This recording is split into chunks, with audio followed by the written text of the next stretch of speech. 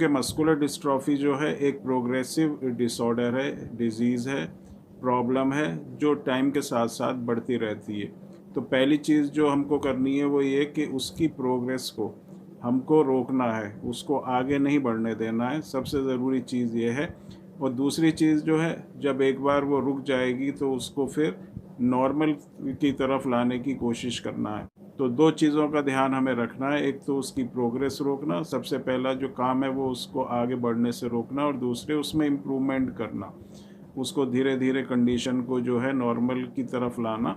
जो मसल्स में वीकनेस हो चुकी है उस मसल्स को थोड़ा स्ट्रेंथ देना, जिससे जो भी किसी को मस्कुलर डिस्ट्रॉफी की प्रॉब्लम होती है वो अपनी डेली लाइफ की जो उसकी जो रूटीन प्रैक्टिसेस होती हैं, जो वो उसका दिन रात के जो काम होते हैं वो अपने कर सके और किसी दूसरे की सपोर्ट लेने की उसको ज़रूरत ना पड़े। तो ये चीज़ बहुत ही ज़रूरी है कि आप अपनी कंडीशन को नॉर्मल में लेके आएँ।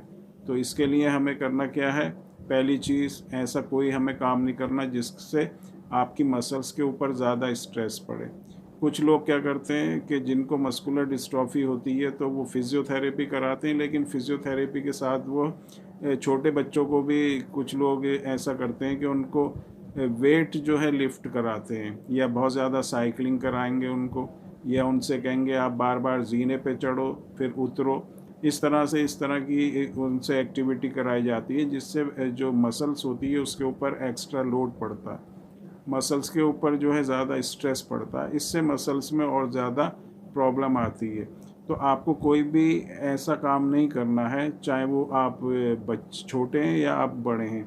तो इसमें आपको ये पहली चीज़ ये देखनी है कि इस तरह की कोई भी एक्टिविटी आपको नहीं करनी है जिससे मसल्स के ऊपर आपके ज़्यादा ज़ोर पड़े, क्योंकि मसल्स पहले ही आपकी वीक हैं और उसके बाद अगर आप इस तरह की ज़्यादा उनसे काम लेंगे तो उसमें बहुत ज़्यादा चांसेस रहते हैं कि आपकी मसल्स जो हैं और ज़्यादा वीक हो जाएंगी। तो हमको इस तरह का कोई भी काम नहीं करना। दूसरी चीज़ जो है, जो फिज़ियोथेरेपी होती है या जो लाइट एक्सरसाइज होती हैं वो करना ज़रूरी होता है। हैवी एक्सरसाइज कोई नहीं करनी, लाइट एक्सरसाइज जो है वो हमको करते रहनी है। मूवमेंट अपनी बॉडी में बना के रखना है, हाथ की मूवमेंट, पैरों की मूवमेंट, बॉडी के दूसरे जो पार्ट्स होते हैं उनकी भी मूवमेंट जो है होना ज़रूरी है।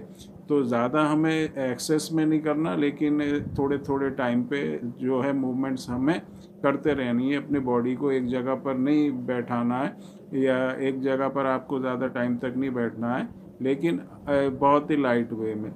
दूसरी चीज़ जो है, इसमें जो है जो सीपीके लेवल होता है वो बढ़ जाता है, उसको कम करना बहुत ज़रूरी होता है। सीपीके को नॉर्मल कंडीशन में लाना या नॉर्मल रेंज में लाना भी बहुत ज़रूरी होता है। और कुछ ऐसे फूड आइटम्स आप अपनी डाइट में इंक्लूड करें जिनमें प्रोटीन्स हो।